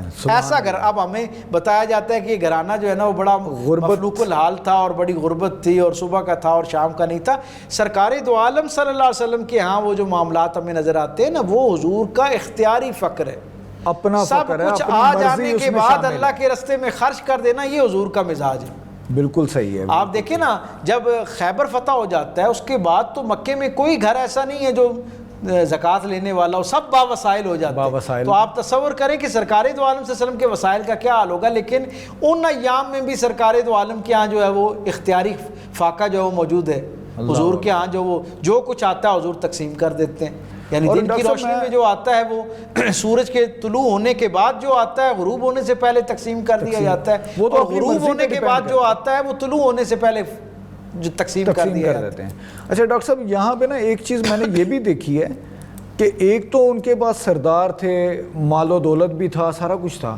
ساتھ میں یہ دیکھ رہا ہوں کہ وہاں پہ کس طرح اقتدار دیا جا رہا ہے. دوسری جگہ پہ ان کی جو وصیت میں آتی ہیں چیزیں، جو مال و متاع ہے، وہ بھی ابھی اس وقت میں چاچا چاہتے تو حضرت عبد المطلب سے کچھ نہ دیتے، کیونکہ وہ تو بتا رہے ہیں میری 5 سال عمر تھی، لیکن ان کو سب کچھ دیا.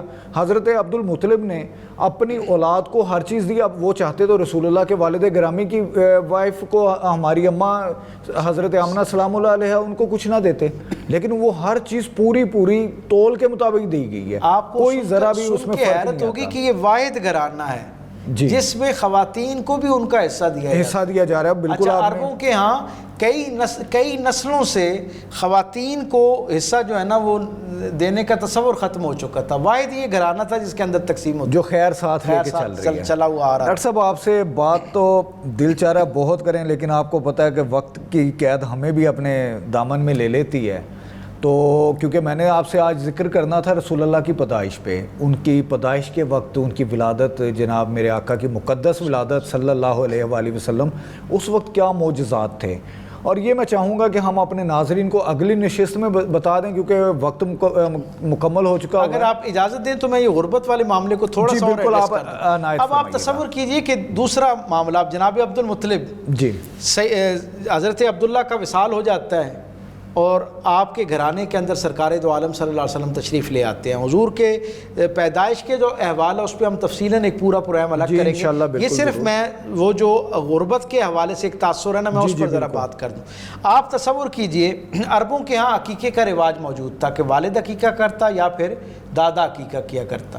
جناب سرکار، اور روایت کیا تھی کہ ایک شخص کے لیے ایک جانور ذبح کیا جاتا. یعنی یہ جو بعد میں سرکار دو عالم صلی اللہ علیہ وسلم نے اس کا جو ہے وہ جینڈر چینج کیا، اس کی ترتیب تبدیل کی. اس سے پہلے تک ایک شخص کے لیے ایک جانور ذبح کیا جاتا. بالکل صحیح ہے. جو درمیانے درجے کے باوسائل لوگ ہوا کرتے تھے وہ مینڈا یا بھیڑ جو ہے اسے ذبح کرتے تھے، کچھ بکری ذبح کرتے تھے، پھر کچھ اور بہتر ہو جاتے تو پھر وہ اونٹ ذبح کیا کرتے تھے. یہ ایک سیٹ پیٹرن تھا، سال ہا سال سے صدیوں سے چلا آ رہا تھا. اب تصور کریں اس گھرانے کے وسائل کا عالم کیا تھا کہ سرکار دو عالم صلی اللہ علیہ وسلم کی پیدائش کے اوپر جناب عبد المطلب جو ہیں وہ عقیقے کے نام پر ایک عظیم الشان، میں اگر اسے بین الاقوامی دعوت کہوں تو شاید غلو نہ ہوگا، آپ ایک دعوت کا اہتمام کرتے. اللہ اکبر. اور اس گھرانے کا عالم کیا ہے؟ وسائل کا عالم تصور کریں. حضرت حسان بن ثابت مدینے کے رہنے والے، حضور کے جو شاعر دربار رسالت مآب صلی اللہ علیہ وسلم، حضور نے بڑی منفرد عزتوں سے ان کو نوازا. حضور کے ذکر کی برکت سے آج تک دنیا ان کا نام لیتے ہوئے راحت محسوس کرتی. بے شک ایسا. حضرت حسان بن ثابت ظاہری عمر کے اعتبار سے سرکار دو عالم سے 8 برس بڑے. وہ کہتے ہیں کہ میری عمر 9 سال تھی، یعنی حضور کو دنیا میں تشریف لائے ہوئے 1 سال ہو گیا تھا. آپ ذرا اس کو اس انداز میں تجزیہ کیجیے. وہ کہتے ہیں ہم اہل مدینہ تھے، میرے خاندان میں تجارت کا معمول تھا، تو 9 برس میری عمر تھی. میں نے اپنے والد سے کہا کہ اس مرتبہ مجھے بھی تجارت کے سفر پر ساتھ لے جائیں. جی. مدینے سے قافلہ نکلا. طریقہ کار اور روٹ یہ تھا کہ پہلے مکہ آیا کرتے تھے، وہاں قیام کرتے، اور مکے سے پھر عکاظ اور طائف کے لیے جاتے جہاں پر منڈیاں لگتی ہیں اور وہاں تجارت. بالکل ٹھیک ہے. یہ ایک سیٹ پیٹرن تھا اہل مدینہ کے لیے. وہ کہتے ہیں کہ ہم اپنے قافلے پر نکلے اور سفر طے کرنے کے بعد ہم وادی ذی طوا میں پہنچے. یہ وادی ہے جسے وادی مجران بھی کہتے ہیں. یہ وہ وادی ہے جس میں فتح مکہ والے دن سرکار دو عالم صلی اللہ علیہ وسلم نے عصر کے وقت لنگر انداز ہو گئے تھے اور حضور نے مکے میں داخل نہیں ہوئے. اس وادی کے ساتھ جڑی ہوئی وادی بطا ہے جسے مکہ کہتے ہیں. مکہ کہتے ہیں، ٹھیک ہے. وہ کہتے ہیں کہ جب ہماری سواریاں وادی بطا میں پہنچیں، وادی ذی طوا کے اندر پہنچیں نا، تو لڑکھڑا کے ہماری سواریاں گرنا شروع ہو گئی. اچھا. ڈھلتی شام کا وقت تھا. ہم نے سمجھا شاید اندھیرا ہے، اس کے سبب سے کچھ لوگوں نے سواریوں سے نیچے اتر کے دیکھا کہ معاملہ کیا ہے. تو انہیں بہت ساری ہڈیاں نظر آئیں. جی. مختلف جانوروں کی، اونٹ کی اور بکرے کی ہڈیاں جو ہے نا وہ نیچے گری ہوئی نظر آئیں، جن پر پاؤں پڑتی گھوڑے گرنا شروع ہو گئے. کہتے ہیں حضرت حسان بن ثابت کہتے ہیں 9 برس عمر ہے، حضور کو دنیا سے تشریف لائے ہوئے 1 سال ہوا ہے. کہتے ہیں ہم اہل مدینہ کے جو رشتہ دار مکے میں تھے نا، اپنے رشتہ داروں کے ہاں وہ رات قیام کے لیے چلے گئے. کہتے ہیں ہم اپنے رشتہ داروں کے ہاں گئے اور میرے والد نے ان سے پوچھا، انہوں نے پوچھا کہ سفر بخیر ہوا؟ تو انہوں نے کہا کہ پیچھے تو سفر ٹھیک آیا، لیکن جیسے ہی ہم وادی ذی طوا میں پہنچے جی تو نہ جانے اتنی ہڈیاں کہاں سے آ گئیں کہ جانور ہمارے لڑکھڑا کر گرنا شروع ہو. جی. تو نہ جانے اس کا کیا سبب ہے. بالکل. آپ کو خبر ہے کہ اس کا کیا معاملہ ہے؟ تو انہوں نے مسکرا کے میزبان نے کہا، انہوں نے کہا کہ اصل میں آج سے 1 سال پہلے سردار بطا جناب عبد المطلب کے پوتے کا عقیقہ تھا. اتنے زیادہ لوگ موجود تھے اس میں کہ مکے کے اندر وادی بطا کے اندر یعنی مکے کی ویلی میں کوئی ایسا ہموار مقام نہیں تھا جہاں سارے مہمانوں کو اکٹھا بٹھایا جا سکے. اللہ اکبر. اس لیے ساتھ کی وادی ذی طوا کا انتخاب کیا گیا جو اپنے میدان اور اس کے چٹیل پن کی وجہ سے اور کشادگی کی وجہ سے مشہور ہے. وہاں سفرہ قائم کیا گیا. آپ تصور کریں اتنے جانور، اونٹ اور بکرے اور دمبے ذبح کیے گئے اس دعوت کے لیے. 1 سال بعد تک وہاں پر ہڈیاں جو ہے نا وہ جانوروں کی گرنے کا ذریعہ بن رہی ہیں. اب یہ کس دن کا واقعہ ہے؟ عقیقہ کب ہو رہا ہے؟ حضور کی پیدائش کے 7ویں دن. جی.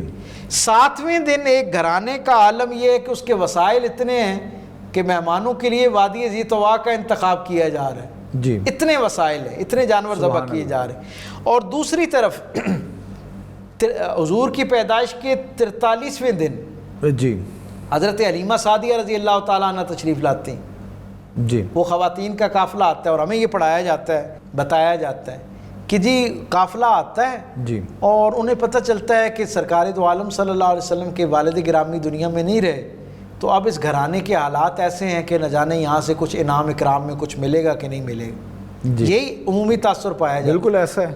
اللہ اکبر. یہ کتنی بڑی زیادتی ہے رسول رحمت کی زندگی کے ساتھ اور آپ کے احوال کے ساتھ. ہوا کیا؟ وہ قافلے آئے مکہ کی طرف. اس سیزن میں آیا کرتی تھی خواتین اور بچوں کا انتخاب کرتی تھی.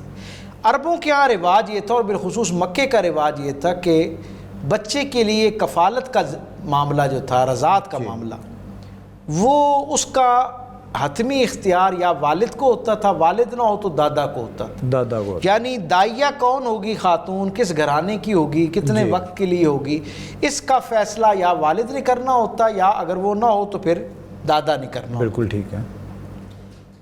عربوں کے یہاں یہ رواج تھا اور مکے میں تو بہت ہی رائج تھا. جی. جب وہ خواتین مکے میں پہنچی نا اور رضاعت کا مرحلہ گویا درپیش ہوا کہ اب کس کے ساتھ کس کے اس سے یہ نصیب میں یہ بات آتی، نصیب کن کے کھلیں گے. جناب عبد المطلب نے کیا کمال بات کی. انہوں نے کہا میں 43 دن سے اس بچے کو روزانہ مشاہدے میں رکھے ہوں. اچھا. یہ ایسی شان والا منفرد بچہ ہے کہ آج میں عربوں میں اس قانون کو تبدیل کرنے جا رہا ہوں. اچھا. ہمیشہ لوگوں کے لیے ان کے والد یا دادا انتخاب کرتے ہیں دائیا کا. اللہ اکبر. اس بچے کی شان یہ ہے کہ یہ خود اپنی دائیا کا انتخاب کرے. اللہ اکبر. یہ جو ہمیں بتایا جاتا ہے نا کہ خواتین آتی ہیں اور حضور کو دیکھتی ہیں اور چلی جاتی ہیں، ہاں جی، ہوتا کیا تھا؟ یہ معاملہ اس حد تک درست ہے، خواتین آتی ہیں اور سرکار دو حضرت عبد المطلب نے ایک اصول وضع کر دی، جی، سرکار دو عالم کا شانہ نور کے اندر موجود ہیں، خواتین آتی، ان کی ضیافت کا اہتمام کیا جاتا اور انہیں کہا جاتا کہ سرکار دو عالم کی زیارت کا شرف پاؤ۔ وہ اندر کمرے میں آتی، سرکار اگر آنکھیں موند لیتے تو جناب عبد المطلب تھوڑی دیر ان کے کھڑے رہنے کے بعد انہیں اشارہ کرتے کہ باہر آ جاؤ۔ اس کا مطلب یہ تھا کہ اس بچے نے تمہارا انتخاب نہیں کیا، وہ انتخاب نہیں فرما رہے صلی اللہ علیہ میں اپنے سامعین اور ناظرین کو ہاتھ باندھ کے یہ بات کہنا چاہتا ہوں، اس نقطے کو سمجھیے، ان داعیہ خواتین نے انتخاب نہیں کرنا تھا کہ کس بچے کو لینا ہے اور کس کو نہیں لینا، سرکار ختمی مرتبت نے انتخاب کرنا تھا کہ کس عظیم الشان خاتون کو اس لافانی عزت کے لیے منتخب کرنا۔ سبحان اللہ۔ اسی لیے تاریخ بتاتی ہے، جیسے حلیمہ سعدیہ تشریف لاتی ہیں جی، تو قبیلہ بنو سعد کے نصیب جاگتے ہیں اور میرے کریم آقا چشمان مقدس کھولتے ہیں، مسکراہٹ کے ساتھ سیدہ حلیمہ سعدیہ کا استقبال کرتے ہیں، گویا ہمیشہ کے لیے اس لافانی عزت کے لیے ان کا انتخاب کرتے ہیں۔ بے شک ایسا ہی ہے جناب عبد المطلب ہر ریجیکٹ ہو جانے والی خاتون جسے سرکار دو عالم نے قبول نہیں کیا ہوتا، جب وہ باہر آتی ہیں نا تو پہلے ضیافت کا اہتمام ہوتا ہے اور واپسی جاتے وقت وہ جو جنہیں گویا انکار ہوتا ہے انہیں بھی جناب عبد المطلب تحائف دے کر بھیجتے ہیں۔ سبحان اللہ۔ حضرت حلیمہ سعدیہ سے روایت ہے، آپ فرماتی ہیں کہ جتنی خواتین ساتھ آئی ہوئی تھیں ان سب کو جنہیں انکار ہوا ان سب کو بھی اتنا مال اسباب دیا گیا کہ ان کے 1 سال کی کفالت کے لیے کافی تھا۔ اللہ میں نے 1 سال کا لفظ اس لیے جان بوجھ کے استعمال کیا کیونکہ ہر برس ان کا آنا ہوتا تھا۔ تو روایت کے الفاظ یہ ہیں کہ حضرت حلیمہ سعدیہ نے فرمایا کہ اتنا ان کو مال اسباب دیا گیا کہ دوبارہ مکہ آنے تک کی ان کی ضرورتیں اس سے پوری ہو رہی تھیں۔ اللہ اکبر۔ اب تصور کریں جن کو انکار ہو رہا ہے انہیں اس مال اسباب کے ساتھ نوازا جا رہا ہے، تو جو جن کا انتخاب ہوا ہوگا ان کے لیے کس طرح کی محبت اور شفقت کیسے دروازے رحمت کے کھلیں گے۔ اب آپ تصور کریں کہ کتنا یعنی مسکنسیپشن ہے کہ 7ویں دن جس بچے کے عقیقے پر اس انداز میں جو ہے وہ دعوت اور ضیافت کا اہتمام کیا جا رہا ہے، 43 یعنی ٹھیک 36 یا 37 دن کے بعد اس گھرانے پر اتنی اسرت آ گئی، اتنی غربت آ گئی، معاذ اللہ، نقل کفر و باشد کے وہ جو ہے انہیں ایک خاتون کو وسائل کے ساتھ واپس بھیجنا جو ہے وہ ممکن نہیں رہا۔ تو یہ چیزیں میں سمجھتا ہوں تاریخ میں ہم پر قرض ہیں، ہمیں سرکار دو عالم صلی اللہ علیہ وسلم کی زندگی کے حوالے سے جو مسکنسیپشنز ہیں، جو قلت مطالعہ کے نتیجے میں یا جسے کہتے ہیں ناقص فہمی کے نتیجے میں ہمارے کچھ نظریات بن گئے ہیں، ان پر ہمیں اثر نو دوبارہ رجوع کرنا چاہیے۔ اس کا سبب کیا ہے؟ اس طرح کے جو رسول اللہ صلی اللہ علیہ وسلم کا ہم ایک منظرنامہ لوگوں کے سامنے رکھتے ہیں نا، وہ فقر کے ساتھ حضور کی جو ذاتی اور اختیاری ایک رغبت ہے اس کی بنیاد پر اس کا نقصان یہ ہوتا ہے کہ دنیا کے جو جدید زمانے کے لوگ ہیں ان کے سامنے سرکار دو عالم صلی اللہ علیہ وسلم کا حقیقی چہرہ نہیں پہنچ پاتا۔ بے شک ایسا ہی ہے، اور وہ غلط فہمیاں اور بدگمانیاں کئی گنا بڑھ جایا کرتی ہیں، پھر زبانیں دراز ہونا شروع ہو جاتی۔ اور ڈاکٹر صاحب اب جو ہے موبائل، سوشل میڈیا، انٹرنیٹ کا دور ہے، اب اگر نہیں چیزیں پہنچیں گی تو غلط چیزیں ضرور آئیں گی۔ جی ہاں بالکل ایسے، کیونکہ ایک گروہ بیٹھا ہے جو مسلمان نہیں ہے اور مسلمانوں کو لڑوا رہا ہے اور اس طرح کی وہ مواد دے رہا ہے۔ ابھی تو سب سے بڑا مسائل جو اے آئی کے تھرو آ رہے ہیں، اب اس میں کیا فیڈ ہو رہا ہے کیا نہیں ہو رہا ہمیں نہیں پتا، سامنے چیز آ گئی اس کو ہم کریکٹ کر نہیں سکتے، کتابوں تک رسائی نہیں ہے۔ تو اسی لیے ہم نے کوشش کی ہے کہ آپ کے ساتھ یہ سفر اللہ کرے، اللہ اس میں خیر ڈالے اور یہ سفر مکمل ہو، کیونکہ کوشش یہ ہے آپ نے اپنی زندگی کا ایک حصہ اسی علم کے لیے وقف کیا ہے اور اللہ اسی کے میں ہمارے لیے بھی خیر بنائے۔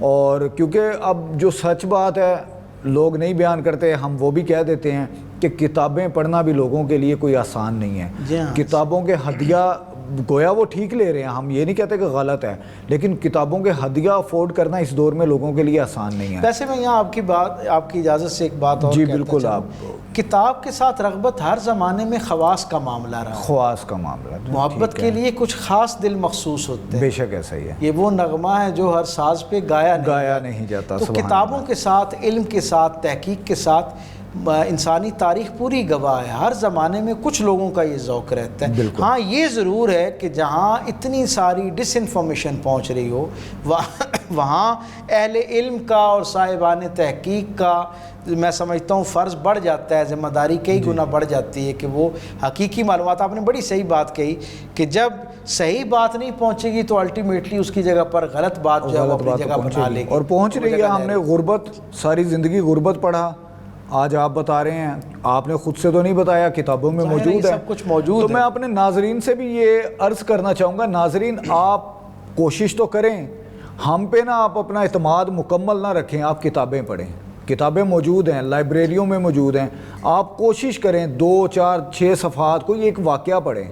ڈاکٹر صاحب نے اپنی ساری زندگی اسی علم میں وقف کی ہے، ڈاکٹر صاحب نے یہی علم حاصل کیا اور اسی کو لے کے چل رہے ہیں۔ آج بین الاقوامی طور پہ ڈاکٹر صاحب صرف پاکستان میں نہیں یا لاہور میں نہیں بلکہ پوری دنیا میں مختلف جگہوں پہ سیرت پہ لیکچرز دے رہے ہیں۔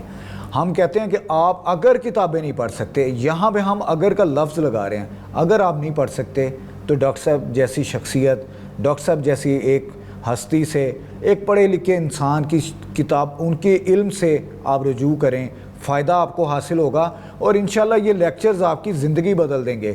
اور ہم یہ بھی ابھی ڈاکٹر صاحب نے بھی آپ سے گزارش کی تھی اور میں بھی یہ گزارش کروں گا کہ خالی سنیں مت، کوشش کریں کہ رسول اللہ کی پاک زندگی، مقدس زندگی، اس کے اوپر آپ بھی اپنا کوئی عمل کریں، اسی طرح وہ زندگی گزارنے کی کوشش کریں۔ ہمیں کل تک کے لیے اجازت دیجیے، انشاءاللہ کل پھر حاضر ہوں گے اور ڈاکٹر صاحب سے جانیں گے رسول اللہ کی زندگی میں جب رسول اللہ دنیا میں تشریف لائے صلی اللہ علیہ وآلہ وسلم تو کون کون سے معجزات بھی پیش آئے، کیونکہ ہم نے وہ بھی نہیں پڑھے، ہم نے کتاب پڑھی ہی نہیں، لیکن اگر نہیں پڑھی تو آپ دیکھ لیں اور سن لیں، اتنا ہی بہت ہے۔ اللہ ہم سب کا حامی و ناصر ہو۔ السلام علیکم۔